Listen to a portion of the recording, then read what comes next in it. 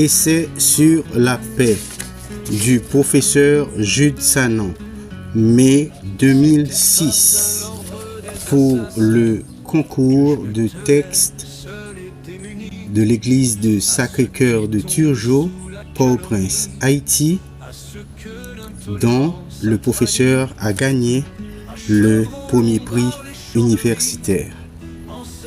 Titre: Les 1001 œuvres de paix.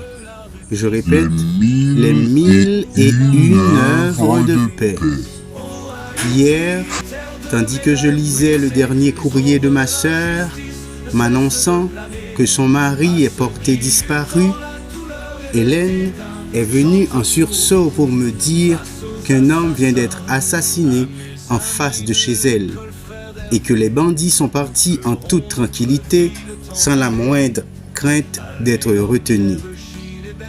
Je ne savais comment la consoler puisqu'elle ne cessait de verser des larmes. Moi qui pourtant essayais de retenir les miennes. Et, de sa voix en sanglots, on pouvait entendre les propos suivants. Comment l'humanité a-t-elle pu atteindre une telle apogée d'état de violence, malgré toutes les œuvres de paix qu'elle a connues pourtant à travers le temps? Et nos prières, sont-elles alors restées impuissantes? Oh mon Dieu! J'ai maladroitement essuyé ses yeux en larmes de mon mouchoir parfumé d'oxyde de carbone, de pneus allumés, tout en essayant de lui faire comprendre que ces crimes et violences gratuits ne sont que de la création de l'homme. Par conséquent, passagers, éphémères, ils ne peuvent subsister pour toujours, et que nous ne devrions jamais nous laisser affliger par eux. Dieu n'a pas créé la guerre. L'homme, par contre, en est le seul auteur. Dans sa folie de dominer ses semblables et de leur voler cette parcelle de paix, de liberté et de quiétude que le ciel leur a donnée, crée alors la violence, entraînant les guerres et les misères. Voilà comment nous récréons cette lance à percer le cœur et les côtes du Christ, lui qui a instauré la paix dans le monde, par son offre immense, qui est celle de sa vie transformée en une œuvre de paix. L'une des premières après Noé, cria-t-elle. Oui, l'une des premières des milliers de 1001 œuvres de paix qu'il a réalisées, et nous sommes appelés, nous autres, à réaliser les nôtres, jusqu'à l'accomplissement de ce grand rêve divin d'unifier toute la terre en une seule race. Du haut de sa dodine, Hélène laissa tomber une de ses pantoufles que je ramassai et, en guise de remerciement, elle retorqua brusquement. Penses-tu qu'avec ses préjugés de toutes sortes, de classes, de races et de couleurs, le monde un jour s'unifiera? Je le crois, oui, je le crois. Si chacun de nous essaie de se purifier des pensées de Satan, nous arriverons à atteindre cette tranquillité du cœur, source de paix et d'amour, dans l'assurance et la foi de savoir que tout est divinement bien, même si le sens semble affirmer le contraire. Voilà comment j'ai pu répondre à Hélène. Et elle de continuer. Mais comment alors se purifier des pensées de Satan quand je n'ai pas de pain à donner à mon enfant, quand l'argent se fait rare, quand mon mari est kidnappé? Bref, toute tranquillité ne suppose-t-elle pas alors le confort moral et le bien-être matériel? Je les regardais puis je souris. L'argent n'a jamais produit le bonheur de l'homme. Certes, il peut contribuer à un certain état passager de pseudo-bonheur et de plaisir. Cependant, cela ne résulte en aucune sorte de la paix. Il est vrai qu'avec un peu d'argent en poche, on a sa paix et son repos d'esprit avec les factures qui nous assaillent, ces rapts qui nous transpercent nos cœurs, de leur âme et leur drogue si cruelle. Un peu d'argent et leurs otages sont libérés. Ils peuvent alors retrouver leur famille, même si ces malheureux otages laissent parfois leur peau. Cependant, allons à nouveau à la source des choses. Qu'est-ce qui fait que le voleur me vole, que le kidnappeur m'apprivoise, que la souffrance bat son plein en notre monde. À mes camarades de la rue Christophe, votre amour m'a appris le sacrifice. Oh Haïti, terre de mes rêves brisés, les ombres de l'injustice ne cessent de planer.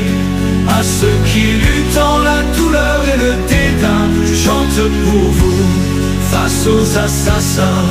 À mes amis de l'école. Allons à nouveau à la source des choses. Qu'est-ce qui fait que le voleur me vole, que le kidnappeur m'apprivoise, que la souffrance bat son plein en notre monde? Rien que l'inégalité criante dont nos sociétés font montre. Trop d'écart entre riches et pauvres, trop de promiscuité entre gens de même classe et de même race. Car même si le Maître Jésus disait qu'il y aurait toujours des pauvres parmi nous, on ne peut pour cela permettre l'existence d'une classe toute pauvre, dépourvue de tout minimum vital.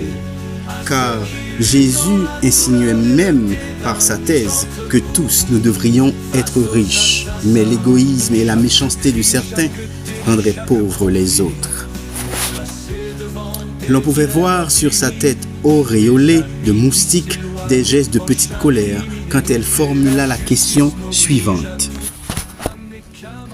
Mais comment comprendre alors la déclaration de Jésus de ce qu'il n'était pas venu apporter seulement la paix, mais aussi la guerre, lui qui pourtant prêchait le contraire?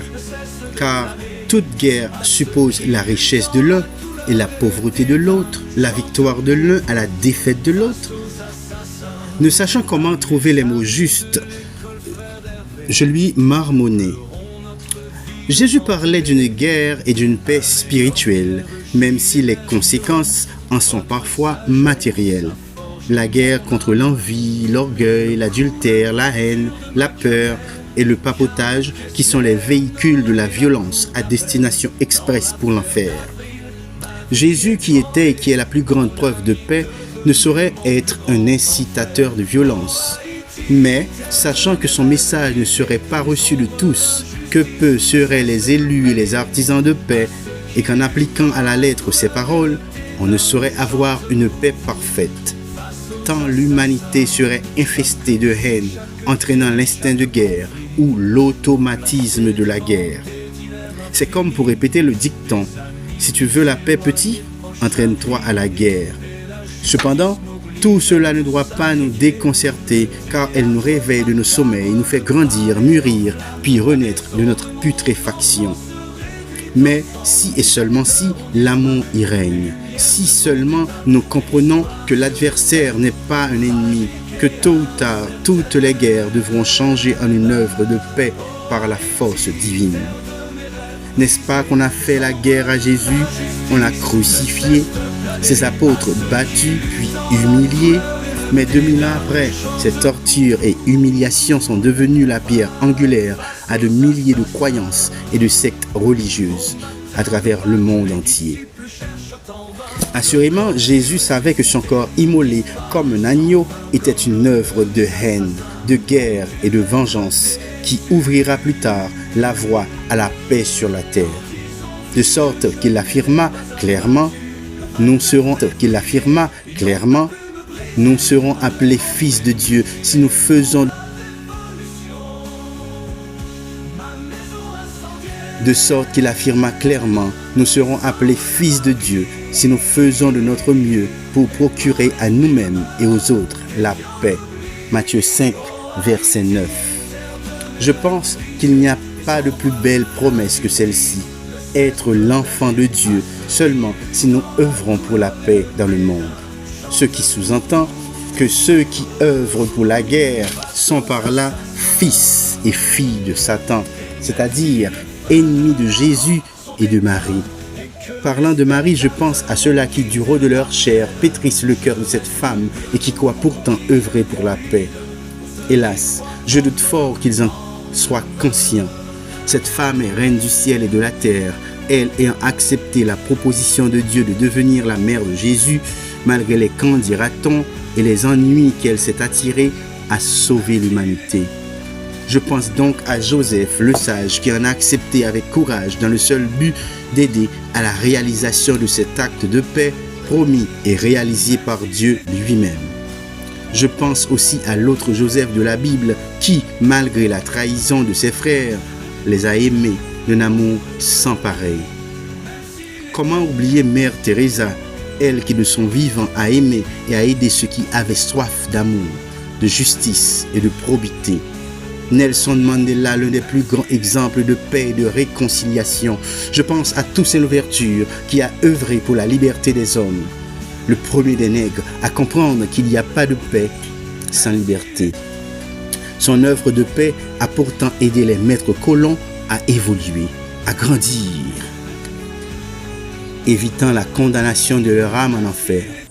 L'homme est né libre et doit le rester tout au long de sa vie, disait-il toujours. Comment oublier Claire heureuse, assoupissant la colère de Dessalines, elle n'a fait exception de personne, jusqu'à protéger la vie même des ennemis de la patrie. Harriet Tubman et ses actes de bravoure et d'intrépidité. Harriet Tubman et ses actes de bravoure et d'intrépidité en vue d'aider d'autres esclaves comme elle le fut à se libérer du poids de l'esclavage. Simone Ovid Duvalier, une femme de cœur, et tous ceux et toutes celles qui, dans une mesure ou une autre, ont fait de leur vie un acte et une œuvre de paix. Mais moi, dans mon lit ou dans la rue, je rêve. Mais moi, dans mon lit ou dans la rue, je rêve. Je rêve de voir un jour Dessalines ressurgir et changer son slogan de couper tête boulécaille en coller tête baticaille. Bâti l'église, bâti l'école, bail manger. Je rêve que toutes ces âmes bruyantes et silencieuses se transforment en machines agricoles, en excavatrices. Que leurs munitions se transforment en semences d'engrais à la terre tout entière. Je rêve que toutes les barrières sociales se brisent, bannissant les préjugés de race et de couleur. Je rêve, hélas, qu'on n'abatte plus nos oiseaux et nos bétails qui se meurent dans leur âme avant de nous laisser dévorer leur chair, immolés sans cause. Je rêve enfin de ne voir aucun leader spirituel porter une arme, œuvre de guerre, et qu'ils ne se cachent plus derrière leur vitre noire, sur leur soutane pour nous faire peur. Et je rêve de voir venir enfin le Maître Jésus dans sa gloire et sa splendeur quand il dira « Venez mes enfants, allons retrouver mon Père, votre Père, vous qui avez œuvré pour mes 1001 œuvres d'amour et de paix de tous les jours. » Fin de citation. Changer ça.